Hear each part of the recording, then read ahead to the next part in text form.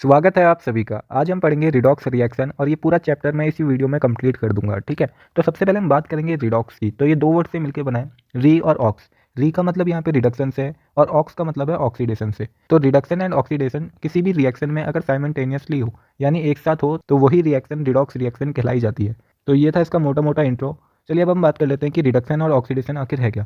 तो ठीक है, इसका जो ओल्ड कॉन्सेप्ट है जो आपने 10th क्लास में भी पढ़ा होगा कि ऑक्सीडेशन क्या होता है। तो ऑक्सीडेशन मतलब एडिशन ऑफ ऑक्सीजन या फिर रिमूवल ऑफ हाइड्रोजन, और वहीं रिडक्शन क्या होता है, एडिशन ऑफ हाइड्रोजन या फिर रिमूवल ऑफ ऑक्सीजन। ये होता है रिडक्शन और ये होता है ऑक्सीडेशन। ठीक है, इसके एग्जांपल यहाँ पे आप नीचे भी देख सकते हैं। तो यहाँ पे क्या हो रहा है, एडिशन ऑफ ऑक्सीजन हो रहा है तो यहाँ पे इसका ऑक्सीडेशन हुआ, और वहीं बात करें यहाँ पे क्या हो रहा है, एडिशन ऑफ हाइड्रोजन हो रहा है तो यहाँ पे इसका रिडक्शन हुआ। तो यही है ऑक्सीडेशन एंड रिडक्शन। ठीक है, तो ये हमसे क्या कह रहा है, तो ये हमसे कह रहा है कि एडिशन ऑफ इलेक्ट्रोनेगेटिव एलिमेंट्स का जहाँ पे एडिशन हो वो ऑक्सीडेशन होता है। ठीक है, और अगर हम वहीं बात करें रिडक्शन क्या होता है, तो एडिशन ऑफ इलेक्ट्रोपॉजिटिव एलिमेंट्स। अब इलेक्ट्रोपॉजिटिव एलिमेंट जहाँ जुड़ेंगे वो रिडक्शन होगा और जहाँ पे इलेक्ट्रोनेगेटिव एलिमेंट्स जुड़ेंगे वो ऑक्सीडेशन होगा।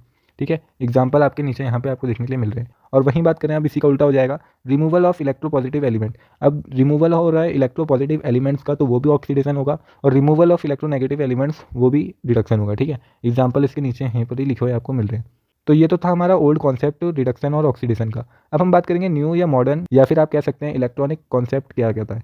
ठीक है, तो इसमें हम बात करेंगे पहले ऑक्सीडेशन की। तो ऑक्सीडेशन को ना यहाँ पे एक दूसरा टर्म भी यूज़ कर सकते हैं, वो है डी इलेक्ट्रोनेशन। अब ये इंपॉर्टेंट है, ठीक है, इस बात को याद रखना कि डी इलेक्ट्रोनेशन यहाँ पे होगा। हम ऑक्सीडेशन को क्या कह सकते हैं, डी इलेक्ट्रोनेशन कह सकते हैं। ठीक है, इसी का दूसरा नाम है। अब यही आपसे एसएसएन रीजनिंग में पूछ देंगे तो वो नहीं आ पाता बच्चों को। ठीक है, तो ये दूसरे जो नाम होते हैं ना ये याद रखना बहुत जरूरी है। जैसे ऑक्सीजन को क्या कहते हैं, डी इलेक्ट्रोनेशन कहते हैं, मतलब लूज या रिमूवल ऑफ इलेक्ट्रॉन। और वहीं हम बात करें रिडक्शन को, उसे कहते हैं इलेक्ट्रोनेशंस यानी गेन या फिर एडिशन ऑफ इलेक्ट्रॉन। ठीक है, ये पूरी स्क्रीन में नहीं आया, हाँ, तो इसे क्या कह सकते हैं, गेन या फिर एडिशन ऑफ इलेक्ट्रॉन। ठीक है, तो ये दोनों टर्म तो आपको सबसे पहले याद कर लेने हैं। ये मॉडर्न कॉन्सेप्ट है, ये थोड़ा आपके लिए नया होगा। ठीक है, इसे अभी नोट कर लेना कॉपी में साथ साथ। तो oxidation process are those process in which one or more electron are lost by an atom या फिर मॉलिक्यूल। तो एक से ज़्यादा भी इसके अंदर इलेक्ट्रॉन क्या हो सकते हैं, लूज हो सकते हैं या लॉस्ट हो सकते हैं।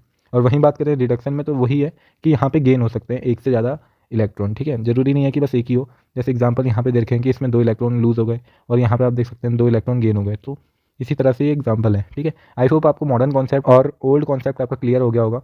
तो चलिए अब हम आगे की बात कर लेते हैं। तो अब हम बात कर लेते हैं ऑक्सीडेशन नंबर या फिर ऑक्सीडेशन स्टेट के बारे में। देखिए, ऑक्सीडेशन नंबर और ऑक्सीडेशन स्टेट ये दोनों ही एक है अब। ठीक है, पहले था कि इनमें थोड़ा डिफरेंस था, पर अब IUPAC ने दोनों को एक बराबर कर दिया। तो अगर आपको किसी बुक में ऑक्सीडेशन स्टेट देखने के लिए मिले या फिर ऑक्सीडेशन नंबर देखने के लिए मिले तो अब उसका मतलब एक ही हो गया। ठीक है, अब बात कर लेते हैं ऑक्सीडेशन नंबर या ऑक्सीडेशन स्टेट आखिर है क्या। तो ये डिफाइंड है एक इमेजिनरी या एपिरेंट या फिर आप कहें रियल चार्ज के जो डेवलप होता है एक एटम से। कब डेवलप होता है, जब वो कन्वर्ट होता है elemental free state two molecule. ठीक है, तो वो एलिमेंटल फ्री स्टेट से मॉलिक्यूल के टाइम पे जब कन्वर्ट होता है, यानी एलिमेंटल फ्री स्टेट से जब वो मॉलिक्यूल बनता है तो उसके ऊपर जो चार्ज आता है या वो रियल भी हो सकता है या फिर इमेजिनरी या अपेरेंट। ठीक है, ये वर्ड्स याद रख लेना, ये आपसे पूछे जा सकते हैं एसएसएन रीजनिंग में। ये तो इसलिए मैंने इतनी थ्योरी लिख के आपको दिखा रहा हूँ। ठीक है, ये सारे नोट्स हैं, आप चाहे तो साथ साथ इन्हीं को अपनी कॉपी में नोट कर लेना। ठीक है, तो सिंपली आप समझ गए होंगे। अब इसका कुछ बेसिक सा रूल है जो मैं आपको यहीं बता देता हूँ। अभी हम रूल के बारे में बात करेंगे, यहाँ पे आप देख सकते हैं अभी पूरा रूल आएगा, पर एक बेसिक रूल आप यहीं पर जान जाइए। तो ये हमसे कहता है कि अगर कोई भी एलिमेंट है वो अपने फ्री स्टैंडर्ड स्टेट में है तो वो हमेशा जीरो होगा। ठीक है, फ्री स्टैंडर्ड स्टेट यानी जो रियल में हमें ऑब्जर्व करने पर मिलता है, यानी नेचुरली वो जिस स्टेट में पाया जाता है। जैसे ऑक्सीजन है, ये O2 के फॉर्मेट में पाया जाता है। अब यहाँ पे आप देख सकते हैं ऊपर कोई चार्ज इसके है नहीं, तो जीरो है। ठीक है, तो इसीलिए इसका ऑक्सीडेशन नंबर भी जीरो होगा। तो आई होप आपको ये तो समझ आ गया होगा। सिमिलरली ऐसे यहाँ पे आप हाइड्रोजन देख सकते हैं H2, ये इसका भी क्या होगा, ऊपर जीरो तो ये भी जीरो। तो इससे ये तो समझ आ गया कि जो भी अपने नेचुरल फॉर्म में पाए जाते हैं उनका क्या होगा, ऑक्सीडेशन नंबर हमेशा जीरो होगा। इस बात का आपको ध्यान रखना है। और हर मेटल जो भी सॉलिड होते हैं वो सारे मेटल का ऑक्सीडेशन नंबर भी जीरो होगा। पर इसमें एक एक्सेप्शन है, क्योंकि आपको पता ही है कि हर मेटल तो सॉलिड नहीं होता। मरकरी जो है वो एक लिक्विड मेटल है, तो मरकरी का एलिमेंटल फ्री स्टेट में जीरो कुछ नहीं होता।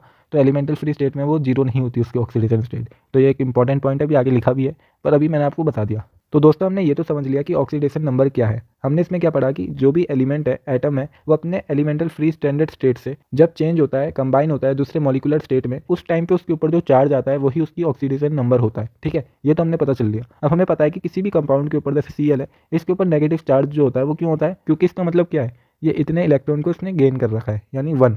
तो 1 नेगेटिव यानी 1 आया। अभी हमें ये कैसे पता चलेगा कि किसकी टेंडेंसी गेन करने की या इलेक्ट्रॉन के क्लाउड को अपनी तरफ खींचने की ये किसकी कितनी ज़्यादा है? तो ये हमें पता चलता है इलेक्ट्रोनेगेटिव ऑर्डर से, ठीक है। इस ऑर्डर से हमें पता चलता है कि कौन कितना क्लाउड को खींचता है। तो जिसका भी इलेक्ट्रोनेगेटिविटी का ऑर्डर ज़्यादा है उसकी टेंडेंसी इलेक्ट्रॉन को पुल करने की वो भी ज़्यादा होती है, कि गेन ऑफ इलेक्ट्रॉन की भी टेंडेंसी उसकी बढ़ जाती है, ठीक है। तो इसी का हम यूज़ करेंगे ऑक्सीडेशन नंबर फाइंड करने के लिए। अब इलेक्ट्रोनेगेटिविटी का ऑर्डर आपको नहीं पता तो नोट कर लीजिए। सबसे ज़्यादा होता है फ्लोरीन का, फिर ऑक्सीजन का, फिर नाइट्रोजन का, फिर क्लोरीन का, फिर Br का, फिर आता है फिर आयोडीन का, ये थोड़ा साइन गलत बन गया, ये आयोडीन, एंड ऐसी सो ऑन आगे होता है, ठीक है। इतना आपको याद होना चाहिए कम से कम। अगर आप चाहें तो इसके बाद और लिख लीजिए। इसके बाद होता है कार्बन, कार्बन के बाद हमारा आता है सल्फर, फिर आता है हमारा हाइड्रोजन, फिर हमारा हाइड्रोजन का किसके इक्वल होता है? इसको फॉस्फोरस के इक्वल होता है, ठीक है। तो आपको ये सारा याद होना चाहिए, ठीक है। इंपॉर्टेंट था। इलेक्ट्रोनेगेटिविटी का ऑर्डर आपको पता होना चाहिए, ठीक है। अब हम बात कर लेते हैं रूल्स ऑफ ऑक्सीडेशन नंबर। अब ऑक्सीडेशन नंबर के हम रूल्स को समझ लेते हैं। अभी तक हमने ऑक्सीडेशन नंबर समझ लिया, ऑक्सीडेशन और रिडक्शन का मॉडर्न कॉन्सेप्ट और इलेक्ट्रॉनिक कॉन्सेप्ट भी हमने समझ लिया, ठीक है। तो अब हम बात करेंगे रूल्स की। तो पहला रूल तो हमने यहाँ पे ऊपर बेसिक रूल में ही आपको समझा दिया था, तो वही वाला रूल है यहाँ पे, ठीक है। एलिमेंटल फ्री स्टेट में क्या होगा? वो 0 होगा, ठीक है। ये सारे एग्जाम्पल हैं। एक्सेप्ट मरकरी, तो यहाँ पे लिखा है, ऊपर नहीं लिखा था, यहाँ पे लिखा है, ठीक है। ऊपर नहीं लिखा था पर यहाँ पे लिखा है एक्सेप्ट मरकरी, तो इस वाले को नोट कर लेना, ठीक है। अब हम बात करेंगे दूसरे रूल की। तो दूसरा रूल हमसे ये कहता है कि पीरियोडिक टेबल का जो फर्स्ट ग्रुप है वो हमेशा ऑलवेज उसकी जो ऑक्सीडेशन नंबर होगा वो हमेशा 1 होगा। तो इस बात को याद रख लेना, ठीक है। ये लीना की रब से फरियाद वाले जो ग्रुप है ना, वो हमेशा 1 होगा, उसकी ऑक्सीडेशन नंबर हमेशा 1 होगी। इसको डायरेक्ट याद कर लेना, ठीक है। तो आई होप आपको रूल नंबर 1 और रूल नंबर 2 तो क्लियर हो गया होगा। चलिए अब बात कर लेते हैं रूल नंबर 3 के बारे में। तो रूल नंबर 3 हमसे ये कहता है कि पीरियोडिक टेबल का जो ग्रुप नंबर सेकंड है उसका जो हमेशा क्या होगा? वो हमेशा ऑक्सीडेशन नंबर 2 शो करेगा, ठीक है। उसका ऑक्सीडेशन नंबर 2 होगा हमेशा। तो अब हम बात करेंगे हाइड्रोजन की, ठीक है। आपके फ्रेंड सर्कल में ना कोई हाइड्रोजन जैसा जरूर होगा जो आपके साथ मिलकर आपकी तारीफ और दूसरे की बुराई करता है, और उसी दूसरे के साथ जाके उसकी तारीफ और आपकी बुराई करता है। तो इसी टाइप का रोल प्ले करता है कुछ यहाँ पे हाइड्रोजन। अब मैं ऐसा क्यों कह रहा हूँ तो इसे समझिए। देखिए, हाइड्रोजन जब मेटल के साथ मिलता है ना तो उसका ऑक्सीडेशन नंबर होता है -1, ठीक है। अगर वही हाइड्रोजन नॉन मेटल के साथ मिलता है तो वो होता है +1, ठीक है। तो ये आपको याद रखना है, उसका ऑक्सीडेशन नंबर उस टाइम पे +1 होता है। तो ये रूल नंबर 4 भी हमने क्लियर कर दिया। अब हम बात करेंगे ऑक्सीजन की। तो ऑक्सीजन ना बहुत इंपॉर्टेंट है, इसका ऑक्सीडेशन नंबर, ठीक है। If it was exist in oxide, यानी इस तरह से अगर वो पाया जा रहा है, ठीक है। अगर वो इस तरह से पाया जा रहा है जो जनरली वो इसी स्टेट में पाया जाता है, तो इस टाइम पे इसका ऑक्सीडेशन नंबर होगा 2। यहाँ पे आप देख सकते हैं ऊपर चार्ज जो है वो -2 है, तो ऑक्सीडेशन नंबर भी -2 है, ठीक है। ये जनरल केस है, इसे याद रखना है। अगर आपको कुछ गिवन नहीं है तो आप डायरेक्ट ये लगाना, ठीक है। पर हमें पता है कि ऑक्सीजन बस -2 पे ही नहीं रुकता, उसके और भी स्टेट होते हैं। और वहीं अगर हम बात करें, अगर ऑक्सीजन प्री ऑक्साइड फॉर्म में पाया जा रहा है, प्री ऑक्साइड फॉर्म यानी इस तरह से, यानी O2 और ऊपर -2, या फिर आप इसे एक और तरीके से लिख सकते हैं O⁻⁻1, ठीक है। तो ये होता है प्री ऑक्साइड। अगर प्री ऑक्साइड फॉर्म में पाया जा रहा है तो यहाँ पे इसका ऑक्सीडेशन नंबर -1 हो जाएगा, ठीक है। इस बात को भी आपको याद रखना। अगर हम वहीं बात करेंगे सुपर ऑक्साइड के फॉर्म में पाया जा रहा है, यानी इस तरह से ये पाया जा रहा है, या फिर हम इसे एक और तरीके से लिख सकते हैं O⁻⁻, ये, ठीक है। अगर वो इस तरह से पाया जा रहा है तो इसका ऑक्सीडेशन नंबर क्या होगा? वो सीधा -1/2 हो जाएगा। तो इन बातों को आपको याद रखना है। अगर वहीं बात करें ना कि ऑक्सीजन बस ये शो नहीं करता बल्कि वो 1 और 2 भी शो करता है। अब ये 1 और 2 ऑक्सीडेशन स्टेट कब शो कर सकता है? तो यहाँ पे एग्जांपल आपको दे रखे हैं, ठीक है। ऑक्सीडेशन 1 कब शो करता है? अगर यहाँ पे आपको इस तरह से देखने के लिए मिल रहा है, ठीक है। अगर इस तरह से आपको कंपाउंड देखने के लिए मिले तो यहाँ पे ये 2 ऑक्सीडेशन स्टेट दिखा रहा है, और अगर आपको कंपाउंड इस तरह से देखने के लिए मिले ना तो यहाँ पे ये क्या 1 ऑक्सीडेशन स्टेट शो कर रहा है। तो इसीलिए ऑक्सीजन का क्या है, बहुत सारे दोस्त हैं, यानी बहुत सारे ऑक्सीडेशन स्टेट ये शो करता है, ठीक है। तो ये इंपॉर्टेंट था। तो रूल नंबर 6 हमसे क्या कहता है? रूल नंबर 6 यानी हेलोजन की बात हो रही है, ठीक है। अब हेलोजन की अगर हम बात करें तो इन जनरल इनका जो ऑक्सीडेशन नंबर होता है वो -1 है, ठीक है। इन जनरल इनका ऑक्सीडेशन नंबर तो -1 है, जिसमें से फ्लोरीन का तो हमेशा ही -1 रहेगा क्योंकि ये सबसे ज़्यादा इलेक्ट्रोनेगेटिव है, ठीक है। तो ये इतना ज़्यादा इलेक्ट्रोनेगेटिव है कि ये हमेशा -1 पे ही रहेगा, ठीक है। एंड वहीं बात करेंगे क्लोरीन, ब्रोमीन, आयोडीन की, तो ये क्या कर सकते हैं? ये और इलेक्ट्रोनेगेटिव, तो ये क्या कर सकते हैं? ये और ऑक्सीडेशन स्टेट या ऑक्सीडेशन नंबर शो कर सकते हैं, ठीक है। आई होप आपको ये भी क्लियर है। चलिए अब बात करेंगे रूल नंबर 7 की। तो अब हम बात करेंगे ग्रुप नंबर 18 की। तो इनका जो जनरल ऑक्सीडेशन नंबर है वो तो 0 है, ठीक है। पर इसके अंदर भी एक एक्सेप्शन है। ये क्या करता है? ये +2 +4 +6 +8 ये ऑक्सीडेशन स्टेट को ये शो करता है, ठीक है। आपको पता होना चाहिए। अब हम बात कर लेते हैं रूल नंबर 8 के बारे में। तो रूल नंबर 8 क्या कहता है कि ऑक्सीडेशन ऑन चार्ज एटम वो क्या होगा? चार्ज के ही बराबर होगा। जैसे हमने पिछली बात करी कि ऑक्सीजन के ऊपर अगर इतना -2 चार्ज है तो उसका ऑक्सीडेशन नंबर -2 होगा, ठीक है। तो हमने ये पहले ही बात कर चुकी है, तो ये वही बात को दर्शा रहा है। पर यहाँ पे एक चीज़ नोट करने वाली है, ठीक है। आप हमेशा इस बात को नोट कर लेना कि अगर कोई कंपाउंड दे रखा है, मान लीजिए अगर आपको BrO3 का इसकी पावर -1 दे रखी है, ठीक है। तो अगर आपको ये कंपाउंड दे रखा है तो यहाँ पे जो चार्ज है वो पूरे मॉलिक्यूल का है, एक का नहीं है, तो इसीलिए ये किसी की एक की ऑक्सीडेशन स्टेट नहीं होगी। ठीक है, आपको इसे पूरा सॉल्व करना पड़ेगा। अब आप इसे पूरा कैसे सॉल्व करेंगे ये भी हम आपको आगे बताने वाले हैं। ठीक है, तो अब हम बात करेंगे रूल नंबर 9 के बारे में। In alloy oxidation number of each constituent metal वो हमेशा 0 होगा, तो इस बात को आपको याद रखनी है, एलॉय के अंदर ऐसा होगा। अब एलॉय क्या होते हैं, वो सब्सटेंस होते हैं जो 2 और मोर मेटल या नॉन मेटल से मिलके बने होते हैं। ठीक है, पर इसमें एक चीज़ ध्यान देने वाली है, ये एक फिक्स प्रोपोर्शन में ही मिले होते हैं, ऐसा नहीं है कि कुछ भी मिक्स कर दिया, एक नियमित मात्रा के अंदर ये मिले होते हैं। ठीक है, तो अब हम बात करेंगे रूल नंबर 10 के बारे में। ठीक है, ऊपर करता हूँ इसे। तो रूल नंबर 10 क्या कहता है कि sum of all oxidation number due to each atom for a neutral compound वो 0 के इक्वल होता है। अब अगर हम वहीं बात करें sum of all oxidation number due to each atom for a charge compound, तो उसके अंदर क्या होता है, चार्ज के बराबर होता है। जैसे इस एग्जाम्पल से आप इसे समझिए, ये पहले वाला एग्जाम्पल हो रहा है। ठीक है, ये वाला न्यूट्रल कंपाउंड का, जैसे आप देख सकते हैं ये एक न्यूट्रल कंपाउंड है। क्यों ये एक न्यूट्रल कंपाउंड है, क्योंकि यहाँ पे आपको ऊपर कुछ -1 या कोई चार्ज देखने के लिए नहीं मिल रहा, तो K2Cr2O7 ये एक न्यूट्रल कंपाउंड हो गया। ठीक है, अब हमसे ये पूछ रहा है कि हमें Cr की ऑक्सीडेशन स्टेट फाइंड करनी है या ऑक्सीडेशन नंबर फाइंड करना है सिंपली। ठीक है, तो अब हम इसे कैसे करेंगे। ठीक है, तो यहाँ पे हमने पहले कंपाउंड लिख दिया। अब हम क्या करेंगे, पहले K का ऑक्सीडेशन नंबर पता करेंगे। तो हमें पता है कि K का जो ऑक्सीडेशन नंबर है वो +1 है। अब यहाँ पे 2 के हैं तो ×2 करेंगे, फिर हम प्लस करेंगे Cr को। ठीक है, तो Cr यहाँ पे आप देख सकते हैं 2 है। अब हमें इसी का निकालना है तो हम इसे x मान लेंगे। हम ऑक्सीजन का भी करेंगे तो 7 और ऑक्सीजन का जो ऑक्सीडेशन स्टेट होता है वो -2 होता है, हमने अभी पढ़ा। ठीक है, तो इस तरह से हमने इसे नोट किया और इक्वल टू 0 कर दिया। यहाँ पे कहा ना, यही हमारा रूल नंबर 10 था, अगर न्यूट्रल है तो इक्वल टू 0 करेंगे। और सॉल्व करने के बाद हमें x की वैल्यू 6 मिली, तो इससे हमें ये पता चल गया कि ऑक्सीडेशन नंबर या ऑक्सीडेशन स्टेट Cr की क्या है, 6 है। अगर हम वहीं बात करें किसी चार्ज कंपाउंड की, तो यहाँ पे एग्जांपल नहीं दिया, तो चलिए मैं आपको यहीं पर ही समझा देता हूँ। चलिए कोई शेप ले लेता हूँ पहले, ये रेक्टेंगल, इसके ऊपर समझाता हूँ। ठीक है, एग्जाम्पल आपको समझ आना चाहिए, ये ज़्यादा इंपॉर्टेंट है। तो ये हमने रख दिया। ठीक है, अब इसके ऊपर, इस बोर्ड के ऊपर समझाता हूँ। अब हम बात करेंगे किसी चार्ज कंपाउंड की, तो चार्ज कंपाउंड का जैसा हमने एग्जाम्पल अभी आपको दिया था BrO3 के पावर -1। ठीक है, ये हमने एक कंपाउंड ले लिया, तो हमें इसमें से Br की अगर हमें ऑक्सीडेशन स्टेट निकालनी है तो Br को तो हम सबसे पहले x मानेंगे। ठीक है, फिर ऑक्सीजन को हमें क्या पता है, ऑक्सीजन के बारे में हमें ये पता है कि यहाँ पे तो 3 है, पहले हमने 3 लिख दिया और इसकी ऑक्सीडेशन है -2, तो ये हमने इसकी इक्वेशन बनाई। अब हम इसे इक्वल टू किसके करेंगे, -1 के, इसको हम इक्वल रख देंगे। ठीक है, तो क्या क्या हमारे पास था, x + 3 और यहाँ पे हमने रखा -2 और ये इक्वल टू -1। तो यहाँ से हम x को सॉल्व करेंगे, तो ये -6 इक्वल टू -1, तो x की वैल्यू यहाँ पे हमारी कितनी बन के आई, तो यहाँ पे ये इस तरफ जाएगा तो ये +6 हो जाएगा। ठीक है, तो ये +6 हो जाएगा, 6 - 1, तो x की वैल्यू कितनी निकल के आई, तो यहाँ पे x हमारा 5 निकल के आया। तो इस तरह से हम इसे सॉल्व करेंगे। तो आई होप आपको रूल नंबर 10 भी इजीली क्लियर हो गया होगा। चलिए अब इस शेप को हटा देते हैं। तो रूल नंबर 10 भी आई होप आपको क्लियर हो गया होगा। चलिए अब हम आगे बात करेंगे रूल नंबर 11 की।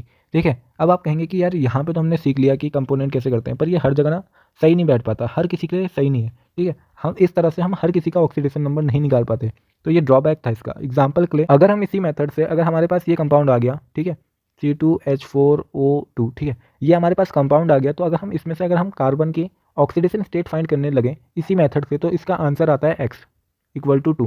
ठीक है, तो ये हमारा आंसर आता है इसमें। पर अगर हम इसे रियल प्रैक्टिकल हमने जब ऑब्जर्व किया तो ऑक्सीडेशन स्टेट इसकी 2 नहीं आ रही थी, कुछ और आ रही थी, तो इसीलिए ये वाला मेथड क्या होता है, ये फेल हो जाता है। तो इस मेथड के फेल होने के बाद ही हम इस मेथड का यूज़ करते हैं, यानी हम स्ट्रक्चर देख के ऑक्सीडेशन स्टेट फाइंड करते हैं।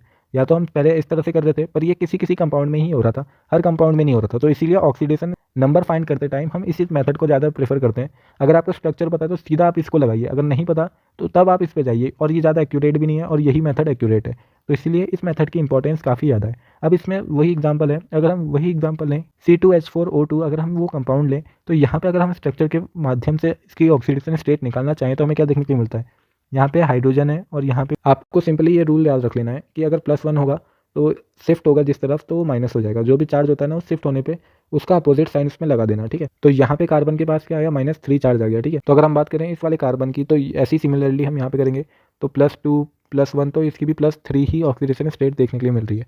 हमने जैसे उस फॉर्मूले से करा था, अगर हम उस तरह से इसका ऑक्सीडेशन स्टेट फाइंड करते तो वो +2 आ रही थी। आप खुद होमवर्क करना और फाइंड करना वो फॉर्मूला लगा के, तो आपको देखने के लिए मिलेगा कि इसकी ऑक्सीडेशन स्टेट +2 आई थी। पर जब हमने रियल स्ट्रक्चर में इसका ऑब्जर्व किया तो हमें उसकी ऑक्सीडेशन नंबर +3 देखने के लिए मिल रही थी। तो यही रीज़न है कि ये वाली जो कॉन्सेप्ट है वो उतना कारगर नहीं है और हर जगह यूज़ नहीं होता, तो इसीलिए हम इस तरह से यूज़ करते हैं ऑक्सीडेशन स्टेट को फाइंड करने के लिए।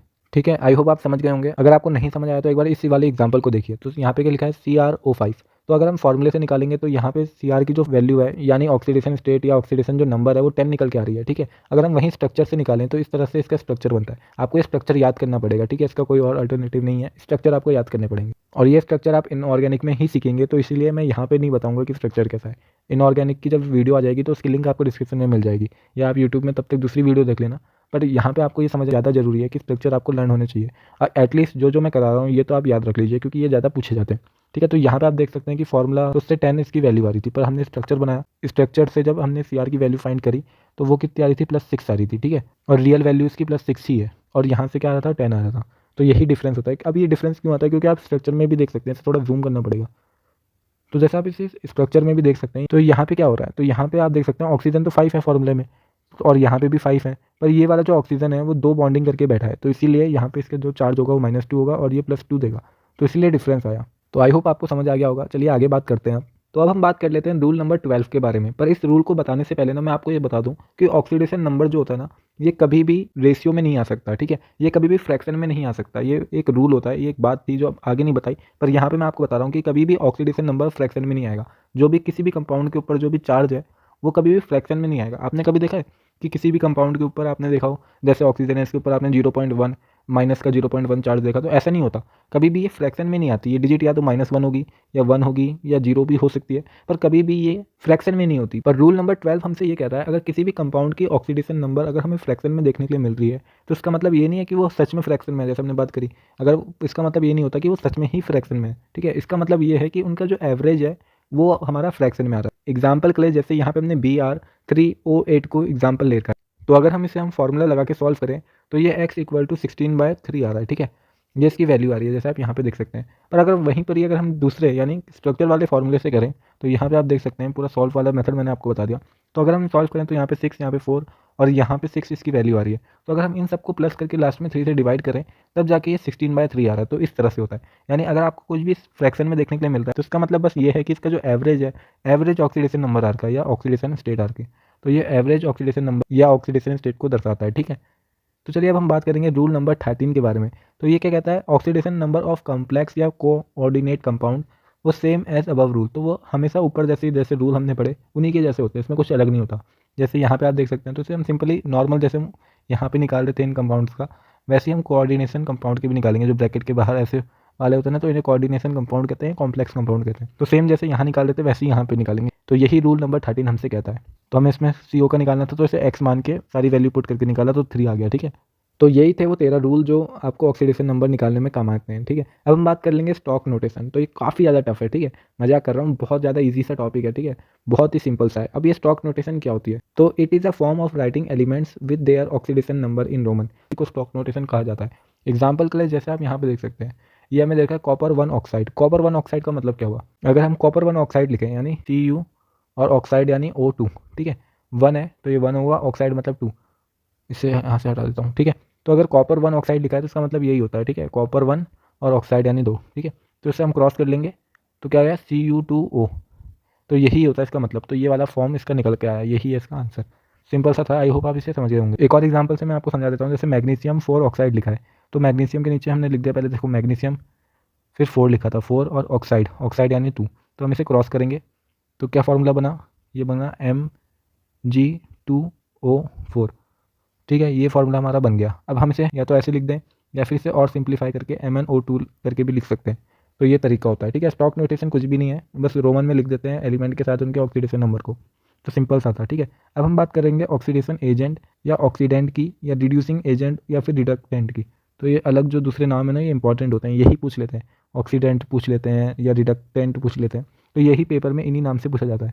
तो ऑक्सीडाइजिंग एजेंट क्या होते हैं, ये वो स्पीसीज होती हैं जो दूसरे एलिमेंट्स को ऑक्सीडाइज करवा देती हैं, ठीक है, इन्हें हम कहते हैं ऑक्सीडाइजिंग एजेंट या ऑक्सीडेंट, ठीक है। अगर हम बात करें रिड्यूसिंग एजेंट की, तो ये वो स्पीसीज होती हैं जो रिड्यूस करा देती है दूसरे एलिमेंट को, ठीक है। तो यही होता है ऑक्सीडाइजिंग एजेंट और रिड्यूसिंग एजेंट, ठीक है। इसे और तरीके से हम क्या लिख सकते हैं, they are reduce in reaction, तो वो क्या करती हैं, रिड्यूस करती है रिएक्शन को, या फिर they are oxidize in reaction, या फिर वो ऑक्सीडाइज करती है। ऑक्सीडाइज कौन करता है, रिड्यूसिंग एजेंट करते हैं, और रिड्यूस कौन करता है, ऑक्सीडाइजिंग एजेंट करते हैं, ठीक है। इनके नाम थोड़ा चेंज से लगने लग जाते हैं, ठीक है, उल्टा करके याद रखना। यानी अगर रिड्यूस कोई कर रहा है तो वो ऑक्सीडाइजिंग एजेंट है, और ऑक्सीडाइज कोई कर रहा है तो वो रिड्यूसिंग एजेंट है। और रिड्यूसिंग एजेंट क्या करते हैं, दे लॉस इलेक्ट्रॉन, और ऑक्सीडाइजिंग क्या करते हैं, they extract electron from other element. तो आई होप अभी तक आपको क्लियर हो गया होगा। चलिए एग्जांपल से आपको बताता हूँ तो आपको और ज़्यादा इजीली क्लियर हो जाएगा। तो अगर हम बात करें ऑक्सीडाइजिंग एजेंट की, तो इसके एग्जांपल में सारे हाई इलेक्ट्रोनेगेटिव नेचर वाले जो भी एलिमेंट्स हैं वो सारे इसके अंदर आ जाते हैं, ठीक है। जैसे फ्लोरीन, ऑक्सीजन, नाइट्रोजन, क्लोरीन, तो ये सारे इसके अंदर आ जाएंगे, किसके अंदर, ऑक्सीडाइजिंग एजेंट के अंदर, ठीक है। अगर हम वहीं बात करें रिड्यूसिंग एजेंट की, तो इसके अंदर कौन कौन आ जाएंगे, सारे हाई इलेक्ट्रोपॉजिटिव, इसके अंदर इलेक्ट्रोपॉजिटिव आ जाएंगे, जैसे Li, के, Zn, तो ये सारे इसके अंदर आएंगे। और इसके अंदर आएंगे इलेक्ट्रोनेगेटिव, ठीक है। और दूसरा एग्जाम्पल की बात करें ऑक्सीडाइजिंग एजेंट में, तो वो है ऑल मेटल ऑक्साइड्स, सारे मेटल ऑक्साइड भी इसके एग्जाम्पल हैं। और यहाँ पर अगर हम रिड्यूसिंग एजेंट की बात करें, compound which can easily donate hydrogen, जो कंपाउंड इजीली हाइड्रोजन को डोनेट कर दें वो भी रिड्यूसिंग एजेंट के अंदर आते हैं, ठीक है। या फिर अगर हम बात करें all metallic hydrides like NaH, CaH2, LiAlH4, तो ये सारे जो एग्जाम्पल्स हैं रिड्यूसिंग एजेंट के अंदर आते हैं, ठीक है।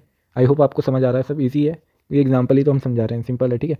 अगर हम बात करें और, तो सब नॉन मेटेलिक ऑक्साइड्स जो हैं ये दोनों भी किसके अंदर आते हैं, ऑक्सीडाइजिंग एजेंट के अंदर आते हैं, ठीक है। ऑक्सीडाइजिंग एजेंट यानी जो रिड्यूस करा रहा है। ऑल हाइड्रो एसिडिक लाइक यानी HF, HCl, HBr, H2SO, H2S, तो ये सारे एग्जाम्पल क्या इसमें आते हैं, रिड्यूसिंग एजेंट के अंदर आते हैं। अब यहाँ पे आप एग्जाम्पल देख सकते हैं, ये एक बहुत इंपॉर्टेंट बात लिखी है, जैसे क्लोरीन है, इसकी हमने क्या रेंज देखी ऑक्सीडेशन नंबर की, तो ये -1 से लेकर +7 तक जाता है। तो इस पॉइंट में क्या होगा, एक गुड रिड्यूसिंग एजेंट होगा, क्योंकि ये इससे ज़्यादा और भी ज़्यादा रिड्यूस नहीं करा सकता। अब यहाँ से ये ऑक्सीडाइज ही होगा, ठीक है, इससे नीचे तो जा नहीं सकता। अगर हम बात करें +7 वाली स्टेट में, तो यहाँ पे ये गुड ऑक्सीडाइजिंग एजेंट होगा, क्योंकि अब ये और ऑक्सीडाइज नहीं होगा, अब ये रिड्यूस कराने में हेल्प करेगा, ठीक है, क्योंकि ये सबसे ज़्यादा ऑक्सीडाइज हो चुका है, अब इससे ज़्यादा ये ऑक्सीडाइज क्या ही होगा।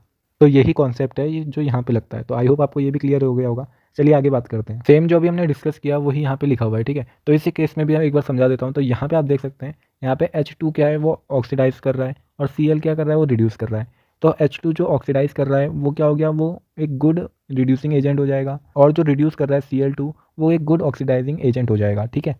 हमने ये तो पढ़ लिया कि ऑक्सीडाइजिंग नंबर क्या है या फिर ऑक्सीडाइजिंग स्टेट क्या है, पर इसका रीयूज़ क्या है भाई, रियल लाइफ में ये किस काम में आता है, और हमने क्यों पढ़ा है इतना फालतू चीज़, हमें क्या करना है इस चार्ट से, ठीक है। तो आपके मन में सवाल आ रहा होगा, तो इसका जवाब है कि भाई ये बहुत इंपॉर्टेंट होता है। पहली बात, क्यों इंपॉर्टेंट होता है, ये एसिडिक स्ट्रेंथ बताता है। अब जितनी भी फूड कंपनीज होती हैं, या फिर हम बात करें जो क्लीन वाले प्रोडक्ट्स होते हैं उनकी एसिडिटी, तो जितना भी बॉडीज में लगने वाले प्रोडक्ट्स होते हैं तो उनके एसिडिक स्ट्रेंथ को देखा जाता है, तो वहाँ पे इसका बहुत ज़्यादा बड़ा यूज़ होता है। तो अगर आपको किसी भी कंपाउंड की ऑक्सीडाइजिंग स्टेट पता है, ऑक्सीडेशन नंबर पता है, तो आप उससे ना क्या कर सकते हैं, उसकी एसिडिक स्ट्रेंथ बता सकते हैं। इसके बीच में एक रिलेशन होता है, डायरेक्टली प्रोपोर्शनल होता है। जितना ज़्यादा ऑक्सीडाइजिंग नंबर होगा या स्टेट होगा वो उतना ही ज़्यादा स्ट्रॉन्ग एसिड होगा, ठीक है। अगर हम वहीं बात करें बेस की, तो इन्वर्सली रिलेशनशिप होता है स्ट्रॉन्ग बेस में, ठीक है। तो जितना ज़्यादा ऑक्सीडाइजिंग नंबर होगा तो उसकी स्ट्रेंथ उतनी ज़्यादा होगी एसिडिक, और जितना कम होगा तो उसकी बेसिक स्ट्रेंथ उतनी ज़्यादा होगी। तो यही बात यहाँ पे पहले एप्लीकेशन कहता है। और दूसरी एप्लीकेशन हमको ये समझाती है कि ये हमें ऑक्सीडाइजिंग एंड रिड्यूसिंग एजेंट के बारे में बताता है, ठीक है। इस एग्जाम्पल में आप देख सकते हैं MnO लिखा है, तो यहाँ पे इसकी जो रेंज होती है ऑक्सीडाइजिंग नंबर की, तो वो +2 से +7 तक जाती है। तो यहाँ पे क्या होगा, ये बेस्ट रिड्यूसिंग एजेंट होगा, और यहाँ पे ये बेस्ट ऑक्सीडाइजिंग एजेंट होगा, ठीक है। तो यही बात यहाँ पे लिखी है। तो अब हम बात करें एप्लीकेशन नंबर 3 के बारे में, तो वो क्या कहता है, equivalent mass also be determined. तो यहाँ से हमें एक इक्विवेलेंट मास भी पता चलता है। अब इक्विवेलेंट मास क्या होता है, तो इक्विवेलेंट मास जो होता है वो molar mass upon n factor का होता है, ठीक है। अब n फैक्टर्स क्या होता है, तो n फैक्टर अलग अलग चीज़ों के अलग अलग होते हैं, अभी आगे बताएंगे, तो वहीं पर ही आप समझ लेना, ठीक है। पर यहाँ पे मैं आपको ऑक्सीडेशन और रिडक्शन का n फैक्टर कैसे निकालने तो वो बता देता हूँ। नंबर ऑफ इलेक्ट्रॉन लॉस्ट और गेन, तो नंबर ऑफ इलेक्ट्रॉन जो लॉस्ट हो रहे हैं, जो गेन होते हैं रिडक्शन और ऑक्सीडेशन के अंदर, तो वही यहाँ पे इसके n फैक्टर होते हैं। तो इसी तरह से हम इसका इक्विवेलेंट मास भी निकाल सकते हैं। इक्विवेलेंट मास के ऊपर क्वेश्चन बन सकता है, इंपॉर्टेंट टॉपिक है एप्लीकेशन से रिलेटेड, तो यहाँ पे क्वेश्चन आने की संभावना है। तो इसका फॉर्मूला जरूर याद रख लेना। और n फैक्टर तो मैंने आपको बता दिया, नंबर ऑफ इलेक्ट्रॉन लॉस्ट या फिर नंबर ऑफ इलेक्ट्रॉन गेन जो होते हैं वही n फैक्टर होता है, ठीक है। और ये हर चीज़ में अलग अलग होता है, ठीक है। अभी हम आगे आपको वो भी बताएंगे। तो अब हम बात करेंगे टाइप ऑफ रिडॉक्स रिएक्शन के बारे में। तो टाइप के बारे में बात करें तो मेनली 6 टाइप की रिडॉक्स रिएक्शन होती है। तो पहला जो टाइप है रिडॉक्स रिएक्शन का वो है रिडॉक्स कॉम्बिनेशन रिएक्शन, तो ये हो गया पहला टाइप। दूसरा जो टाइप है वो है रिडॉक्स डीकम्पोजिशन रिएक्शन, ठीक है। ये सारे आपने 10th में पढ़ा होगा, combination, decomposition, displacement reaction, disproportion reaction, तो ये सारे आपने 10th में पढ़ा होगा। अब इसी के आगे बस हमने रिडॉक्स लगा दिया है, ठीक है। तो ये अब हम बात करेंगे रिडॉक्स के पर्सपेक्टिव में, रिडॉक्स रिएक्शन के पर्सपेक्टिव में ही हम अब बात करेंगे, ठीक है। इसके अलावा 2 और होती हैं, एक होती है इंट्रा मॉलिकुलर रिडॉक्स रिएक्शन और एक होती है इंटर मॉलिकुलर रिडॉक्स रिएक्शन। तो मेजर तो यही टाइप हैं और कुछ बेसिक टाइप ये हैं, ठीक है। और इनमें से जो सबसे ज़्यादा इंपॉर्टेंट है वो डिस्प्रपोर्शन रिएक्शन, इसके बारे में आपसे अक्सर पूछा जाता है, तो ये वाला तो काफ़ी ज़्यादा इंपॉर्टेंट है, ठीक है। चलिए अब एक एक करके इनके बारे में बात कर लेते हैं। तो सबसे पहले हम बात करेंगे रिडॉक्स कॉम्बिनेशन रिएक्शन के बारे में, ठीक है। ये रिडॉक्स कॉम्बिनेशन रिएक्शन है, ठीक है। तो इसके अंदर हमसे क्या कहा जाता है कि at least 2 different species react to form a third compound with change in oxidation number. तो ये हमसे कहता है कि एटलीस्ट 2 डिफरेंट स्पीसीज हो, जैसे ए और बी हो तो सी बने। पर यहाँ पे एक चीज़ याद रखने वाली है, with change in oxidation number. तो ये वाली रिएक्शन में कोई ऑक्सीडेशन नंबर का पता नहीं चल रहा, तो इस वाले एग्जाम्पल को नहीं मानेंगे और इसके बदले हम ये वाला एग्जाम्पल से समझेंगे। यानी C+O2, तो जब ये बनेगा तो CO2 बनेगा, और यहाँ पे चेंज हो रहा है ऑक्सीडेशन नंबर का, तो इसीलिए ये वाली रिएक्शन रिडॉक्स कॉम्बिनेशन रिएक्शन का एग्जाम्पल है। तो आई होप आपको ये तो समझ आ गया होगा। और इसकी एक और कंडीशन है, वो ये है कि combination reaction to be redox reaction either A or B or both A and B must be elemental reaction. या तो ए हो या बी हो, या फिर ये दोनों ही एलिमेंटल रिएक्शन होनी चाहिए। तो ये 2 कंडीशन होती हैं कॉम्बिनेशन रिएक्शन की। अब हम बात करेंगे डी कॉम्बिनेशन रिएक्शन के बारे में। तो इस रिएक्शन का बेसिक तो हमें पता है, जो हमने 10th में पढ़ा था कि डी कॉम्बिनेशन यानी टुकड़े हो जाना, यानी 2 पार्ट में टूट जाना। ठीक है, तो उसके आगे बात करेंगे। तो अब ये जो 2 पार्ट में टूटेंगे तो इनके अंदर भी चेंज इन ऑक्सीडेशन नंबर होना चाहिए। जैसे एग्जाम्पल के लिए यहाँ पे, तो अगर ये टूटेगा 2 पार्ट में तो इनके जो ऑक्सीडेशन नंबर होंगे वो भी चेंज होंगे। ठीक है, for a decombination reaction to be a redox reaction out of A and B one must be elemental form. तो इन दोनों में से एक एलिमेंटल फॉर्म में भी होना चाहिए। तब ये टूटा, अब ये बना और ये बना। तो ये जो O2 है ये अपने एलिमेंटल फॉर्म में है, यानी इसका ऑक्सीडेशन नंबर क्या है, 0 है। तो इस फॉर्म में एक एलिमेंट जरूर होना चाहिए, तभी वो डीकॉम्बिनेशन रिएक्शन कहलाई जाएगी। एग्जाम्पल आपको यहाँ पे मैंने समझा दिया। पर जैसे आप इस वाले एग्जाम्पल में देखेंगे तो ये एक डीकॉम्बिनेशन रिएक्शन नहीं है। क्यों नहीं है? क्योंकि इनका जो दूसरा वाला कंपाउंड है, इन दोनों में से एक भी ऐसा कोई कंपाउंड नहीं है जो एलिमेंटल फ्री स्टेट में प्रेजेंट है। तो यही रीज़न है कि ये वाली जो रिएक्शन है वो डीकॉम्बिनेशन रिएक्शन का एग्जाम्पल नहीं बनी। तो आई होप आपको डीकॉम्बिनेशन रिएक्शन भी समझ आ गई होगी, सिंपल सा था। चलिए अब आगे बात करेंगे डिस्प्लेसमेंट रिएक्शन के बारे में। तो हमें पहले से ही पता है कि डिस्प्लेसमेंट मतलब क्या होता है। जैसे ये है, इस तरह से इसको हो जाने को ही हम डिस्प्लेसमेंट कहते हैं। ठीक है, हमने 10th क्लास में इस तरह की रिएक्शन को ही डिस्प्लेसमेंट रिएक्शन कहा है। पर इस चैप्टर में हम रिडॉक्स डिस्प्लेसमेंट रिएक्शन पढ़ेंगे तो 1-2 कंडीशन ज़्यादा आ जाएगी। और वो कंडीशन क्या है? तो सिंपल सी है, वो कंडीशन यही है कि चेंज इन ऑक्सीडेशन नंबर होना चाहिए। ठीक है, आप क्या कर रहे हैं, जब भी डिस्प्लेसमेंट हो रही है तो इसमें चेंज होना चाहिए ऑक्सीडेशन नंबर का। अब ये डिस्प्लेसमेंट रिएक्शन भी 3 टाइप की होती है। पहला होता है मेटल डिस्प्लेसमेंट रिएक्शन, दूसरी होती है नॉन मेटल डिस्प्लेसमेंट रिएक्शन, और तीसरी होती है हाइड्रोजन डिस्प्लेसमेंट रिएक्शन। अब हम बात करेंगे डिसप्रपोर्शन रिएक्शन के बारे में। तो it is a special type of redox reaction in which element undergoes oxidation या फिर रिडक्शन के साइमल्टेनियसली। यानी ये एक अलग टाइप का रिडॉक्स रिएक्शन है जिसके अंदर ऑक्सीडेशन और रिडक्शन दोनों साइमल्टेनियसली होते हैं। जैसे इस एग्जांपल से आपको समझ आ रहा होगा, यहाँ पे क्या देखा है, Cl2 प्लस OH माइनस, जो हमें क्या गिव कर रहा है, Cl माइनस प्लस ClO। तो यहाँ पे ये गिव हो रहा है, यानी प्रोड्यूस हो रहा है। ठीक है, तो यहाँ पे आप देख सकते हैं कि Cl का जो ऑक्सीडेशन नंबर है वो तो 0 है, Cl नेगेटिव का जो ऑक्सीडेशन नंबर है वो -1 है, और क्लोरीन ऑक्साइड का जो ऑक्सीडेशन नंबर है वो +1 है। तो एक ही कंपाउंड है जो एक ही साथ ऑक्सीडाइज भी हो रहा है, रिड्यूस भी हो रहा है। तो इसी को हम कहते हैं डिसप्रपोर्शन रिएक्शन। पर अब इसकी भी कुछ कंडीशन होती है, उन कंडीशन के बारे में बात कर लेते हैं। तो पहली कंडीशन तो ये है कि उसके पास एटलीस्ट 3 ऑक्सीडेशन नंबर होने चाहिए। अब ऐसा क्यों है, पहले तो ये समझिए। जैसे हमारे पास क्या है, Fe है, तो Fe की जो ऑक्सीडेशन नंबर होती है वो क्या क्या है, 0 +2 और +3। और हम क्या पढ़ रहे हैं, डिसप्रपोर्शन रिएक्शन, यानी एक ही एलिमेंट होगा जो एक ही साथ ऑक्सीडाइज भी कर रहा हो और रिड्यूस भी कर रहा हो। तो हमें पता है कि अगर 2 होंगे, बस 2 ही इसके एग्जाम्पल होंगे। जैसे ये 2 मान लेते हैं, किसी एलिमेंट के बस 2 ही हैं ऑक्सीडेशन नंबर। तो ऐसे में पहला वाला तो एक गुड रिड्यूसिंग एजेंट होगा और दूसरा गुड ऑक्सीडाइजिंग एजेंट होगा। अगर हम वहीं बात करें कि किसी के पास फ्लोरीन जैसे 0 +2 और +3 है, तो इसमें से गुड रिड्यूसिंग वाला तो ये हो गया, गुड ऑक्सीडाइजिंग वाला ये हो गया, और एक जो बचा ये गुड ऑक्सीडाइजिंग भी होगा और गुड रिड्यूसिंग भी होगा, यानी ये दोनों परफॉर्म कर पाएगा। तो इसीलिए 3 ऑक्सीडेशन नंबर या ऑक्सीडेशन स्टेट होनी जरूरी है। आई होप आप समझ गए होंगे, क्योंकि बीच वाले ही जो होते हैं वो दोनों तरफ जा पाते हैं। तो यही कॉन्सेप्ट है कि 3 ऑक्सीडेशन नंबर होना काफ़ी ज़्यादा जरूरी है। जैसे आप यहाँ पे भी देख सकते हैं, ये दोनों क्या हो गए, good oxidizing and reducing agent हो गए। पर ये जो बीच वाले हैं यही डिसप्रपोर्शन रिएक्शन में टेक प्लेस कर सकते हैं, यानी पार्ट ले सकते हैं। तो यही था हमारा डिसप्रपोर्शन रिएक्शन। आई होप आपको ये भी समझ आ गया होगा। तो चलिए अब बात कर लेते हैं इंटरमोलिकुलर रिडॉक्स रिएक्शन के बारे में। तो ये क्या होती है, when oxidation and reduction take place separately in different compound. यानी जब ऑक्सीडेशन और रिडक्शन अलग अलग हो, अलग अलग कंपाउंड के ऊपर, तभी ये टेक प्लेस करती है, यानी उस टाइम पे intermolecular redox reaction take part करती है। ठीक है, एग्जाम्पल आपको यहाँ पे देखने के लिए मिल रहा है, ये है इसका एग्जाम्पल। यहाँ पे आप देख सकते हैं Sn+2 से Sn+4 में जा रहा है, यानी ऑक्सीडेशन हो रहा है, और Fe+3 से Fe+2 में जा रहा है, यानी रिडक्शन हो रहा है।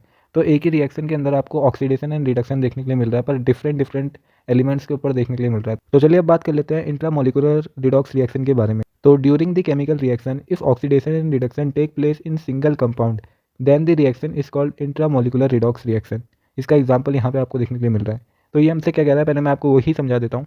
तो ये बस इतना सही कह रहा है कि ऑक्सीडेशन और रिडक्शन अगर एक ही सिंगल कंपाउंड के अंदर हमें देखने के लिए मिले तो वो होता है इंट्रामोलिकुलर रिडॉक्स रिएक्शन। एग्जाम्पल ये, यानी इसी के अंदर हमें क्या देखने के लिए मिल रहा है, ऑक्सीडेशन भी देखने के लिए मिल रहा है और रिडक्शन भी देखने के लिए मिल रहा है। यहाँ पे इसका ऑक्सीडेशन हो रहा है और इसका रिडक्शन हो रहा है, तो यही बात हमसे कहता है इंट्रामोलिकुलर रिडॉक्स रिएक्शन। तो चलिए अब आगे बात कर लेते हैं बैलेंसिंग ऑफ रिडॉक्स रिएक्शन। अब रिडॉक्स रिएक्शन की बैलेंसिंग के बारे में बात करेंगे। पिछले कुछ टाइम से इस टॉपिक से क्वेश्चन नहीं आए हैं, पर यहाँ से क्वेश्चन आने की संभावना बहुत ज़्यादा होती है, तो इसीलिए ये वाला टॉपिक तो आपका बहुत स्ट्रांग होना चाहिए, आपको बैलेंस करना आना चाहिए रिडॉक्स रिएक्शन। अब देखिए बैलेंस करने के ना दो मेनली तरीके होते हैं। पहला तो होता है हाफ रिएक्शन मेथड के लिए या फिर आयन इलेक्ट्रॉन मेथड, और दूसरा होता है ऑक्सीडेशन। यही वाला हम वैसे मेनली यूज़ करेंगे ये वाला। पर अगर हम बात करें हाफ रिएक्शन मेथड के बारे में तो ये हमसे क्या कहता है, जैसे एग्जाम्पल के लिए यहाँ पे आप देख सकते हैं, ये फोटो में ना पूरा आया नहीं, ठीक है, तो यहाँ पे ये एग्जाम्पल है, आप इसको देख के समझ जाइए।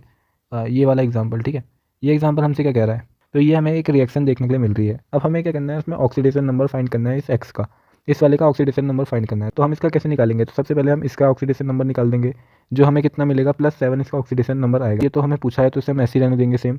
तो यहाँ पे 7 हो गया, फिर यहाँ पे x हो गया, फिर इसे इक्वल टू हम करेंगे और यहाँ पे है +2, ठीक है, तो इसका ऑक्सीडेशन नंबर +2 हो जाएगा, तो ये +2 करेंगे। तो अगर हम इसे सॉल्व करेंगे तो x की वैल्यू जो आएगी वो 5 आएगी। तो इससे हमें ये पता चल जाता है कि इसका जो ऑक्सीडेशन नंबर होगा वो 5 होगा, ठीक है। तो ये आप याद रखना, सिंपल सा मेथड था। अगर हम बात करें ऑक्सीडेशन की, तो इसमें अगर हम बात करें एसिडिक मीडियम में तो और न्यूट्रल मीडियम में, तो इसका एक अलग तरीका होता है और बेसिक मीडियम में अलग तरीका होता है। तो इन दोनों तरीके को अभी हम आगे डिस्कस करते हैं। तो जैसे कि आप यहाँ पे देख सकते हैं ऑक्सीडेशन नंबर मेथड या फास्ट मेथड होता है, ठीक है, इसके बारे में बात कर लेते हैं। तो देखिए इसमें क्या क्या स्टेप होते हैं ऑक्सीडेशन नंबर फाइंड करने के लिए। तो पहले अगर आपको कोई भी रिएक्शन देखी है उसमें हमें सबसे पहले असाइन करना है ऑक्सीडेशन नंबर। तो सबसे पहले हमें सबके ऑक्सीडेशन नंबर निकाल देना है। तो ये हमारा पहला स्टेप रहेगा, एक्सेप्ट हाइड्रोजन और ऑक्सीजन के अलावा हमें सबके ऑक्सीडेशन नंबर फाइंड करके लिखना है। और दूसरा स्टेप हमसे कहता है कि हमें कैलकुलेट करना है इंक्रीज या डिक्रीज इन ऑक्सीडेशन नंबर, ठीक है, और उन दोनों को जब हमें कुछ डिफरेंस पता चले तो उसको इक्वल करना है, ठीक है, बाय मल्टीप्लाइंग। अगर मान लीजिए कि डिक्रीज है 2 का और इंक्रीज है 5 का, तो हम यहाँ पे 2 का मल्टीप्लाई करेंगे और यहाँ पे 5 का, ताकि ये दोनों इक्वल हो जाएं, ठीक है। और तीसरे स्टेप में हमें बैलेंस करना है चार्ज को by adding H+ in acidic medium और इन न्यूट्रल मीडियम, या फिर हमें OH नेगेटिव को ऐड करना है बेसिक मीडियम में। तो तीसरा स्टेप में हमें चार्ज को मेनली बैलेंस करना है। और फोर्थ स्टेप में हमें हाइड्रोजन एंड ऑक्सीजन के एटम्स को बैलेंस करना है बाय एडिंग H2O को ऐड करके हमें इन दोनों को बैलेंस करना है। तो देखिए दोस्तों, इस वीडियो में ना मैंने आपको स्टेप्स बता दिए हैं, पर मैं इसको यहाँ पे आपको पूरा क्वेश्चन से एग्जांपल से नहीं बता पाऊंगा क्योंकि इस वीडियो में इतना टाइम नहीं है हमारे पास। पर दोस्तों आप टेंशन मत लीजिए, इस टॉपिक के ऊपर हम एक न्यू वीडियो बनाएंगे, पूरा हम अच्छे से इसमें एक्सप्लेन करेंगे क्वेश्चन के साथ। इस वीडियो में इसलिए नहीं कर रहे क्योंकि इसकी लेंथ बहुत बड़ी हो जाएगी, तो इसीलिए इस वीडियो में तो बस हमने आपको मेथड बता दिया, पर इसकी एक और वीडियो आएगी जिसमें हम पूरा स्टेप बाय स्टेप आपको रियल करके बताएंगे, ठीक है, सॉल्व करके दिखाएंगे। यहाँ पे हमने आपको स्टेप बता दिए, इसकी क्वेश्चन प्रैक्टिस भी कराएंगे, ठीक है। तो वो वीडियो आएगी, कब आएगी, कल ही आ जाएगी। अगर आप कुछ दिनों बाद देख रहे हैं तो आपको एंड स्क्रीन में वो वीडियो मिल जाएगी, या फिर आप डिस्क्रिप्शन या ऊपर आई बटन में उस वीडियो का लिंक आ रहा होगा, तो आप वहाँ से भी देख सकते हैं, ठीक है। तो चलिए बात कर लेते हैं अब एप्लीकेशंस के बारे में। ये इक्विवेलेंट मास वाली, अब इक्विवेलेंट मास को निकालने का कॉन्सेप्ट क्या था, हमें molar mass divide by n factor करना पड़ता था, तब जाके हमारा इक्विवेलेंट मास निकलता था। अब ये एन फैक्टर क्या होता है, तो देखिए ये हर चीज़ के लिए अलग अलग होता है। जैसे अगर हम एटम्स की बात करें तो वैलेंसी का मॉड ये होता है एन फैक्टर। अगर हम आयंस की बात करें तो चार्ज का मॉड, एसिड्स की बात करें तो number of hydrogen ion release होता है, बेस में बात करें तो number of OH ions release होता है, ठीक है। तो ये अलग अलग चीज़ों में अलग अलग होता है। अगर हम वहीं बात करें सॉल्ट की, तो सॉल्ट में क्या होता है, मॉड में आता है चार्ज ऑन कैटायन और एनायन, एनायन या कैटायन के चार्ज का अगर हम मॉड करें तब जाके वो आता है सॉल्ट का एन फैक्टर। अब मॉड मतलब अगर कोई 1 है और ये किसी मॉड के अंदर आ गया तो इसकी वैल्यू हमेशा +1 हो जाएगी। तो मॉड के अंदर क्या होता है, साइन चेंज हो जाता है। अब इसका मतलब ये नहीं है कि +1 है तो यहाँ पे -1 हो जाएगा, ऐसा नहीं होता। -1 को प्लस कर देता है, यानी टेढ़े लोगों को सीधा कर देता है मॉड, ठीक है। तो इस तरह से भी आप इसको याद रख सकते हैं, हमेशा नेगेटिव को पॉजिटिव कर देता है। अगर हम बात करें ऑक्सीडेशन की, तो इसका जो एन फैक्टर होता है नंबर ऑफ इलेक्ट्रॉन लॉस होता है। अगर हम बात करें रिडक्शन की तो नंबर ऑफ इलेक्ट्रॉन गेन होता है। अगर हम रिडॉक्स रिएक्शन में बात करें एन फैक्टर क्या होता है, तो इंक्रीज इन ऑक्सीडेशन नंबर या फिर डिक्रीज इन ऑक्सीडेशन नंबर, ठीक है। तो यहाँ पे जैसे आप एग्जांपल देख सकते हैं, ये क्या है K2Cr2O7, जिसका ऑक्सीडेशन नंबर हमने निकाल दिया वो था 6, और यहाँ पे आगे जो आपको देखने के लिए मिल रहा है वो है 2Cr और इसका +3, तो इसका ऑक्सीडेशन नंबर क्या है +3। तो अगर हम इसका इक्विवेलेंट मास निकालने जाएंगे तो वो मोलर मास अपॉन 6 हो जाएगा। तो इस तरह से हम मोलर मास को कैलकुलेट करते हैं। तो आई होप आपको इस वीडियो से बहुत कुछ सीखने के लिए मिला होगा। देखिए इसके बाद एक और टॉपिक आता है टाइट्रेशन वाला, और टाइट्रेशन वाला अभी फ़िलहाल उतना इंपॉर्टेंट नहीं है, पर अगर आप चाहेंगे तो इसके ऊपर मैं अलग से एक वीडियो ले आऊँगा। बट अभी तक आपका चैप्टर पूरा कंप्लीट हो गया है, आपको मेन इस बैलेंसिंग वाले क्वेश्चन में ध्यान रखना है, ये बहुत ज़्यादा इंपॉर्टेंट है। और आगे जो ऑक्सीडेशन और रिडक्शन की मैंने डेफिनेशन बताई उनसे क्वेश्चन बन जाते हैं। तो इसके बाद आप सीधा PYQs लगाइए और जो भी डाउट हो वो हमसे क्वेश्चन कीजिए। हम जब नेक्स्ट वीडियो लाएंगे इसके ऊपर जो कल आने वाली है, अगर आपने उससे पहले क्वेश्चन पूछ लिया तो कल ही आपकी इस वीडियो के अंदर ही हम आपके क्वेश्चन भी कंप्लीट कर देंगे, कवर कर लेंगे, ठीक है। आज के लिए बस इतना ही। अगर आप कुछ टाइम बाद देख रहे हैं तो ये रही वो वीडियो जिसमें हम ऑक्सीडेशन नंबर निकाल रहे होंगे, तो जल्दी से इस वीडियो में क्लिक कीजिए। चलिए बाकी की बातें इसी वीडियो में करते हैं।